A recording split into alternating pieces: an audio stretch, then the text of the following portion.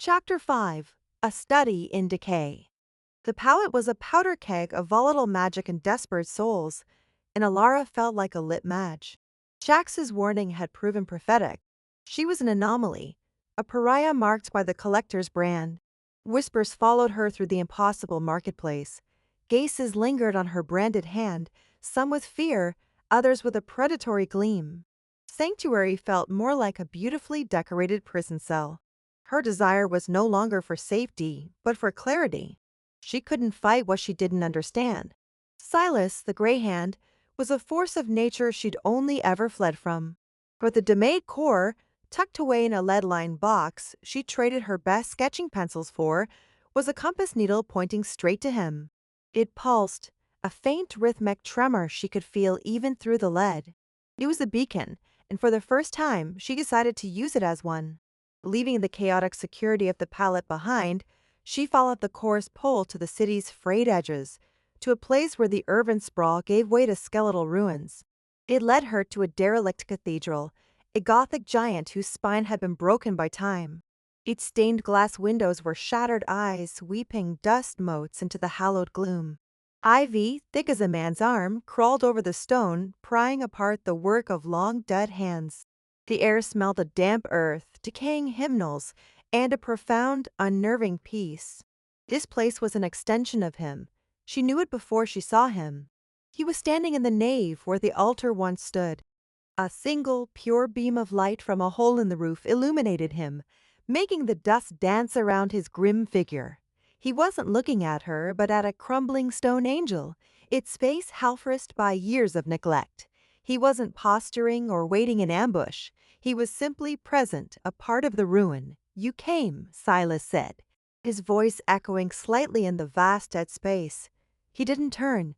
"I wondered if you would have the courage." Alara's hand instinctively went to the charcoal sticks in her satchel. "Courage or stupidity?" she countered, her voice tight. She stopped 20 yards from him, a gulf of decaying pews between them. "I'm tired of running from a ghost." "I am no ghost," he said, finally turning to face her. His eyes, the color of a winter sky, were filled with a weariness that seemed ancient. They flickered down to her left hand, which she'd unconsciously left exposed. He saw the collector's brand. A flicker of something, not contempt but a deep, sorrowful disgust, crossed his features. He puts his brand on everything beautiful he can't control. I see he is not changed. The unexpected note of empathy threw her off balance. This was not the mindless engine of destruction she had fled from. "You know Marcus Thorne." "I know what he is," Silas corrected. "A traitor who mistakes possession for order. He collects power like a child collects shiny rocks, blind to the radiation they emit." He took a slow step towards her, his boots crunching softly on fallen plaster. "And you now carry the most radioactive stone of all." He was talking about the domain core. She could feel it thrumming in its lead box, a caged heart beating in sympathy with the quiet decay of the cathedral. "You want to destroy it. Why?" "Because I know what happens when it blooms," he said, his voice dropping, losing its hard edge and taking on the brittle quality of old memory. "A domain is not a gift.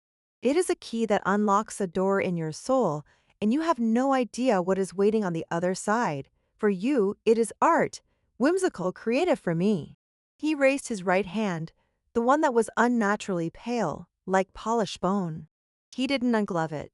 "For me, it was entropy. It awakened when I was younger than you. I was an architect. I love structure, permanence. And then this curse, it flared uncontrolled. My home, my work, my family." He trailed off, but the words hung in the air, heavier than any stone. He didn't need to finish. The story was written in the endless winter of his eyes. Alara felt a chill that had nothing to do with the drafty cathedral. She thought of her own power, the surge of creation that felt so intuitive, so natural. Then she thought of her parents. Marcus had said her mother wielded the same domain. Had she lost control? Was that the real secret buried under the collector's lies? "I see it in you," Silas continued, his gaze intense. "The same spark. You play with it, you shape it, but you do not command it. You are a girl dancing in a house made of dry tinder, thinking you command the flame because it has not yet touched the walls." He gestured to the crumbling cathedral around them. This is what command looks like, not stopping the inevitable, but guiding it. There is a terrible beauty in decay, in the return of all things to silence and dust. These cores, they are aberrations. They scream with chaotic potential, warping reality, ruining lives. They are a plague, and I am the cure. His words painted a picture she didn't want to see, a truth she didn't want to acknowledge. She had seen her power as a tool, a unique talent. He saw it as a symptom of a disease, and the core she carried was his heart. So you just hunt us down? Destroy anyone with a domain? She challenged, a spark of her old defiance returning. No, he said, and the certainty in his voice was another surprise. I hunt the cores. They are the source, the amplifiers. Without them, a domain is a part of a person. With them, it becomes a god, and a cruel one at that. He stopped before the fallen angel statue. This is my proposition. You are now a living key. You can feel the core, and through it, you will eventually be able to feel others. The collector will use you as his hunting dog, keeping you on his leash until you have fetched his prize. Then he will put you in a display case. He finally removed the glove from his right hand. The air around his pale fingers seemed to shimmer. He didn't look at her, but at the stone angel. He gently placed his palm on its weathered cheek. Alara braced for it to turn to dust, to be erased from existence. But that's not what happened. The decay was slow, controlled, almost artistic. The cracks on the angel's face deepened gracefully. A film of moss bloomed and withered in seconds. The stone seemed to sigh, settling into a more profound state of ruin, as if he had compressed 1,000 years of natural decay into a single, quiet moment. It was terrifying, but undeniably beautiful. Help me, Silas said, his voice barely a whisper.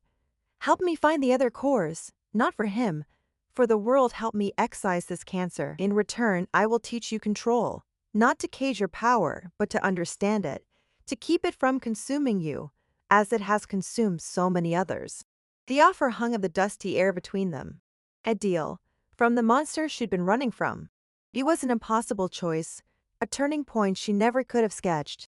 On one side was Marcus, her captor, the man who had built her life on a foundation of lies and now held her in chains of magical debt.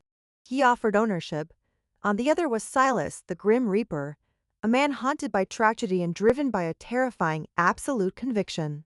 He offered a different kind of servitude to a cause, to a grim duty.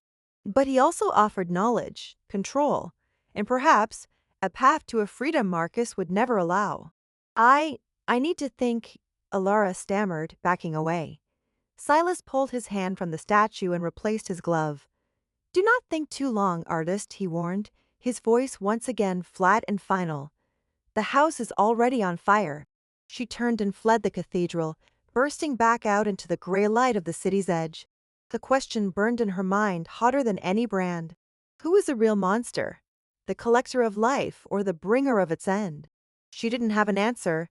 All she knew was that she was standing between them, and the ground was crumbling beneath her feet.